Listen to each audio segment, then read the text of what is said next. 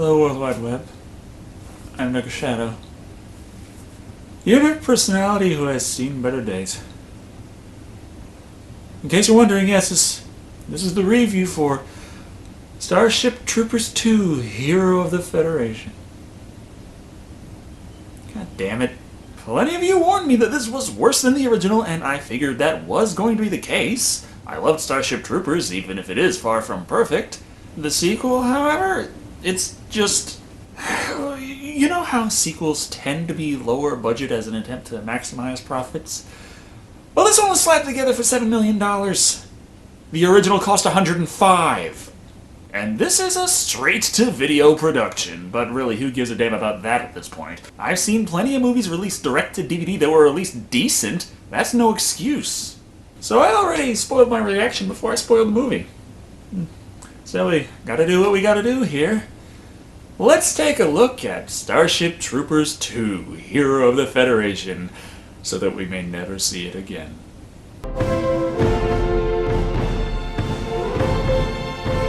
Right off the fucking bat, this is how the movie opens! Ripping off Star Wars with a fucking text scroll recapping the events that occurred before these. However, whoever the fuck threw this together in PowerPoint couldn't figure out how to do a perspective, so instead we get this shit. Fuck, even I can do a perspective scroll! What makes this even better is despite the accuracy of the recap, it doesn't make a fucking bit of difference as nothing in this movie is even remotely connected to the events of the previous film. No characters, no brain bug, just this fucking stock footage of the previous movie establishing that a war happens to be going on. Before we teleport to the war in this movie, shot like a fucking student film that on top of that is only slightly easier to see than Requiem. Fall back!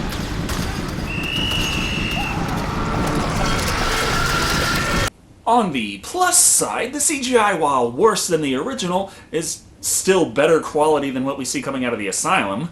Unfortunately, acting and cinematography has a hard time keeping up to those standards. Take the gunfire. As we all know, the Asylum sucks at gunfights, relying entirely on CGI for muscle flash, but I'll give them this much. At least the Asylum doesn't stick fucking strobe lights in the barrels of the guns and call it a day!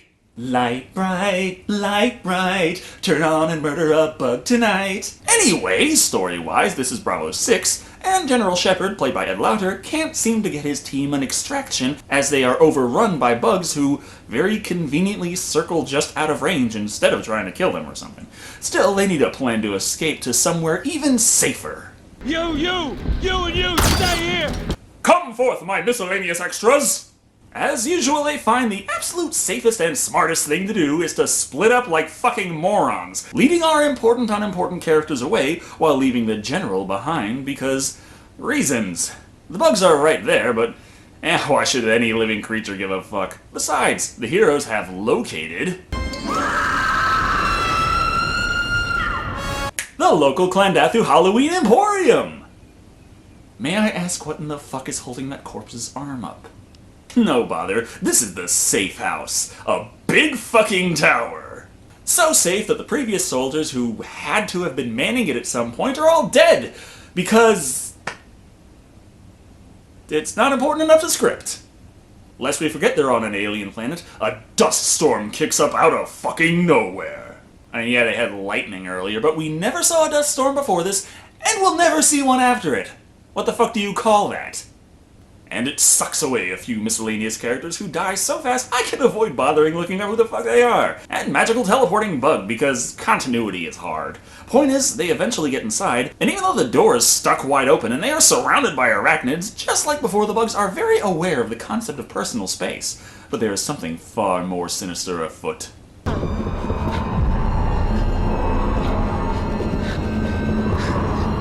If you thought the strobe light rifle was bad, check out this not smart gun. Strangely, that name seems to fit very well.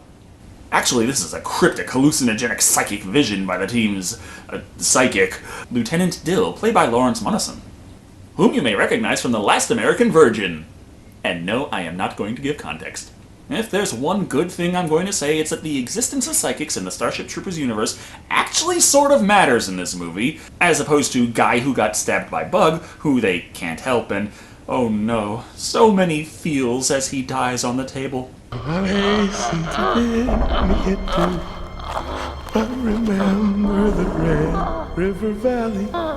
There are few things more annoying than shit-stained no-budget money grab that has the audacity to be pretentious. But this is where the movie really gets its footing. As the people search the dimly lit rooms to get a bearing on the situation, the audience comes to two disgusting realizations. One, this piece of shit set is where the rest of the goddamn movie is going to take place, and two, Starship Troopers 2 is an old dark house movie.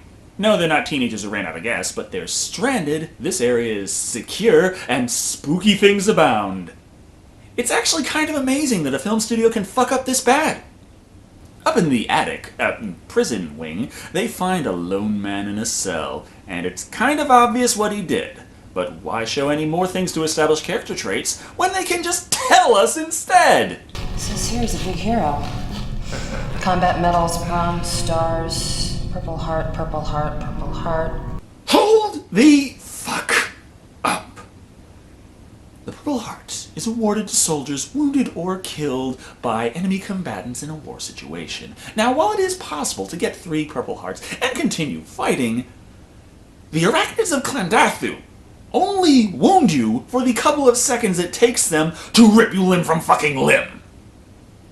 On the plus side, the guys downstairs finally figure out how to get the lights on. The bad news is this movie is still dark as shit and hard to see. Also, they find out Dax is incarcerated for murdering his superior. Because if there's one thing a Starship Troopers movie needs, his overt anti-authoritarianism. You may be wondering how in the hell Dax got food and water while everyone else was dead for an unmentioned period of time. You see, that's your problem. Thinking. Just realize that the writers weren't, and it all makes sense. At this point, the arachnids attack. Why they didn't earlier when the doors have been open this whole time and they were right fucking there anyway. Oh fuck it, they have their aliens motion trackers and not smart guns. They can deal with figuring this shit out. You starting with me? Yeah, just like covering your 6, huh? What? Yeah, just like covering your 6, huh? Oh. Okay. No, wait, how in the hell was that anything like covering a 6? And the battle is underway. Oh, for the love of fuck, I can't watch this shit. Let's go back to the dark attic where Private Sahara, played by Colleen Perch, subtly, according to the plot, and re-fucking-diculously obviously in reality, hints that she's a psychic, deciding that the prisoner, Dax, played by Richard Burgi, should be released so he can help them fight the bugs. Who the hell let you out? In about 15 seconds! Alright, you son of a bitch! What the hell are you gonna do, give him a seizure? His method of assistance is booting up the Starship Troopers tower defense game, where we learn that the Federation couldn't afford actual missiles for whatever reason, and instead had to settle for a barrel catapult. It works just the same, giving them the chance to head out and fix the perimeter fence. Trooper, hand me that, We know she's psychic. These clues are about as subtle as a 12-gauge colonoscopy. Can't do anything without unnecessary tension, though, so as they're fixing the fence, the General is seen, but oh no, he is jogging lightly away from an arachnid. How scary. Will he make it? And you gotta love how they activated the electric fence before the General got through. I mean, after all, they had 2 whole bugs chasing after him, and they only had 2 gunners who were trained down on them, able to fire for like 200 yards. That's clearly, they couldn't possibly take them out.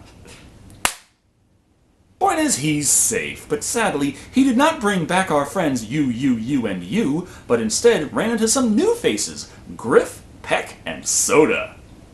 Are you fucking serious? This is Corporal Joe Griff, Medical Corps. And this is Technical Sergeant Ari Peck. That's Private Soda, sir. What's next, Tucker, Cunt, and Cheeto? Point is, they're played by Ed Quinn, J.P. Mano, and Kelly Carlson, respectively. While everyone else fucking died, these 2 manly men raced in and saved the General's ass. While Soda was completely useless, and will continue to be, as Griff is a doctor, Peck can fix the communications equipment, and Soda will just fucking sleep. We also learned something about Sahara. I had no idea you were psychic. That's because you're a fucking idiot. What did she have to do, Ouija tear her up a palm crystal? But he still doesn't trust her letting Dax out, because she's a girl, and girl things can't hold on to psychic powers because estrogen fucks up your brain. Seriously, they say female psychics lose their intuition after puberty. I mean, I appreciate they gave an explanation and all, but doesn't that actually mean that anyone sensitive could become a super psychic with nothing but a little hormone therapy? Why think about details like that when we can instead see that soft drink turned Barbie doll turned soldier, Private Soda, has awoken, and the first thing on her mind is, getting into Dax's pants. You need something to occupy your mind.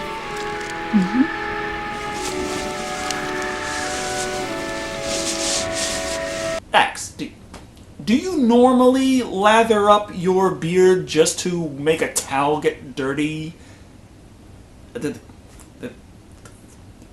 Why? Seeking to help her burn off her excess energy, Dex tells the girl to do some push-ups. Now get down and start counting. Yes, sir. Which is so far the most enjoyable part of the movie. I mean, it didn't exactly have that high to aspire to get there, but hey, underhanded compliment is still a compliment. As that didn't work. You lose something? She walks up naked to a woman lying in bed. Because if at first you don't succeed, fuck anything that moves. Or snores. Can we play two? Movie when my eyes rolled and I said, fuck it. I didn't actually mean... Fuck it. The point is there will be no clam wrestling. Instead, Soda has her way with this guy. And it's pretty obvious that way is bad, but oh no, his girlfriend sees and is heartbroken. So she runs off to Griff, and despite finding out the man's fingertips are rotten, can't help but fall for his mysterious charm. It's Invasion of the Body Snatchers. If the Body Snatchers fuck their way into your body. And there's more talky bits about being sad and how authority is evil and shit. But that's not important. Body count-wise, we get one more, confirming that that prick Peck is a pack of parasites. While we get another one of those, visions. Look at this. We're all gonna die, aren't we? What would you know about glory? Doesn't look that way. Oh. That suddenly cleared things up. So much so that we take a break for more bullshit before Sahara ever so lightly brushes against Griff and gets another psychic flash, but this time it means something. And Brenda Strong, playing Sergeant Rake, knows exactly what that is. Honey, girls get wacky when they're pregnant. Suddenly they know everything about everything. There is nothing to worry about. Pregnancy always causes horrifying psychotic hallucinations. It's common knowledge. You might be interested to know that in some of our classified studies, pregnancy has been shown to heighten psychic ability. Okay, so, this is the military, right? Can someone please explain to me why they don't seem all that interested in fighting to the best of their ability? She's figured out that there's something evil about these new guys, and that evil is spreading. Despite these super psychics still not having a clear idea what the fuck is going on, the lieutenant decides it's time to work with the crazy woman. He does this by walking off alone to get the general. Like a total fucking idiot. Surprise, the general's already been bug simulated, and now the lieutenant knows exactly what to do. Give them a speech about how under arrest they are, long enough for another to sneak up and murder him. Pardon me if I'm wrong here, but shouldn't have seen that coming. As fucking everyone but Dax, Sahara, and Rake have become pod people at this point, Dax is framed for the murder. The Bugmen clearly outnumber everyone right now. Why do they have to go through this song and dance?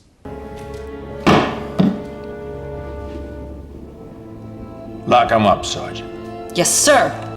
Oh, so they needed the knife to convince the general, who is already bug-brained. And if he wasn't, how would the fuck he not think? Why would Dax leave his knife with his name on it at the scene of the crime? This behavior does not make sense. It makes as much sense as a Starship Troopers movie that has no fucking firefights for the most part, but it does have a few, and those few suck. Now they just go ahead and force themselves on the remaining survivors, starting with Rake. What in the shit is this supposed to be? You are a trained soldier, a sergeant. Ugh. They force the parasite down her throat, which reminds me of how hard it was to not just turn this fucking movie off this whole time, but I digress. They release the critter in Dax's holding cell, and then...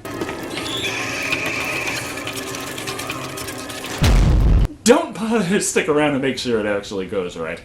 I know he doesn't kill the bug and then fake being turned long enough to save the girl, but I'm still, if these guys are really bad at their job, Rake, however, grabs the syringes, full of amphetamine, which either means typo or magic space drug.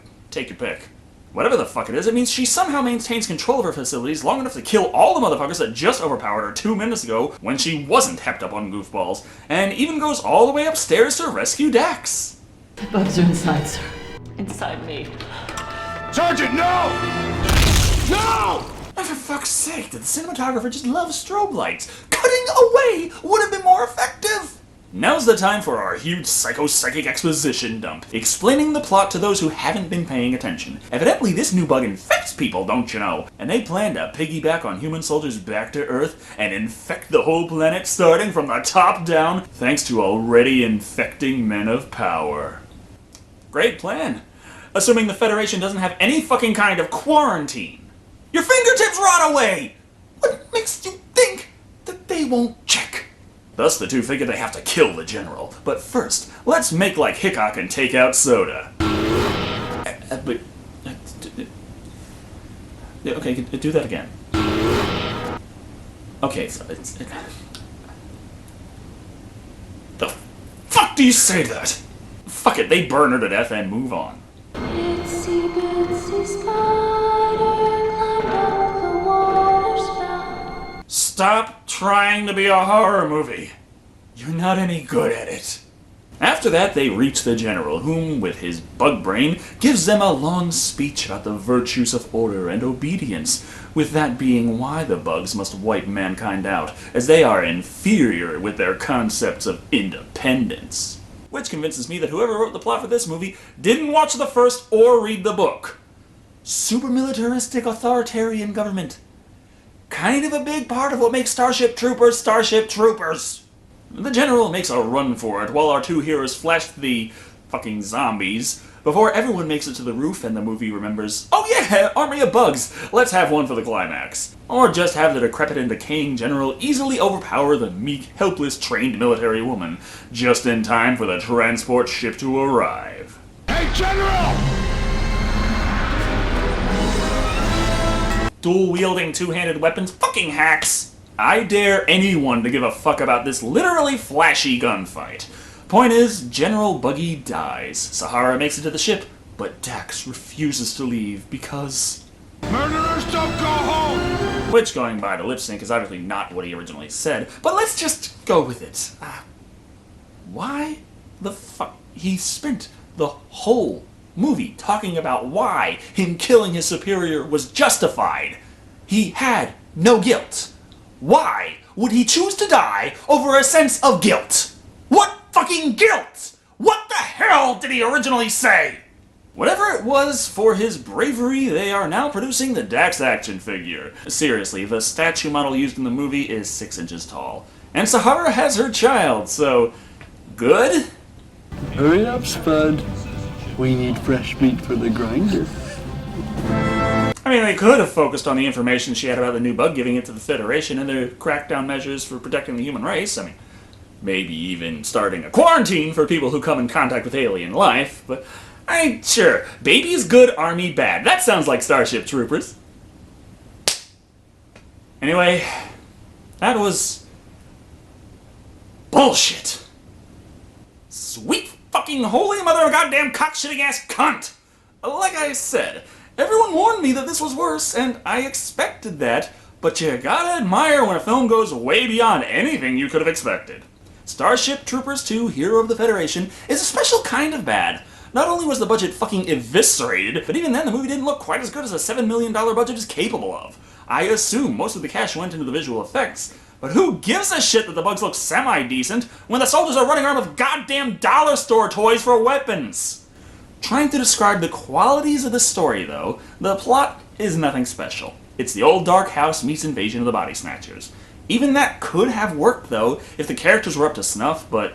they're forgettable for the most part. 80% of the cast that actually makes it to the tower could be described as, he's a soldier. Some others do have their moments, such as Sergeant Rake exhibiting characterization. Not to say she isn't completely fucking stupid come Act 3, but still. Very fortunately, Dax is at least tolerable to look at during this movie's running time, but nothing else comes quite as close to good as these two. Peck was at least a unique character to look at. Now, I really didn't cover his antics in this review, as it boils down to he talks funny, but the actor actually did something, so that's commendable in this. At the end of the day, Starship Troopers 2, Hero of the Federation, is a horrible fucking Starship Troopers movie, losing the quality, the feel, and even some of the most basic important world elements. However, as a movie itself, it's still pretty damn shitty. But there are points to enjoy here and there, kind of like appreciating the street performers during a zombie apocalypse. For these reasons, and perhaps simply for not being as bad as some of the movies I've watched, it comes in at 2 military-grade Donkey Kong barrels out of 5. Though that whole tower defense strategy would only actually work if we completely forget that they had established in the first movie that there are A, flying bugs that can easily go over that fence, and B, burrowing bugs that can easily go under that fence. Thank you all for watching. I've been Shado. And remember, pace yourself when it comes to these kind of movies. Therapy is expensive.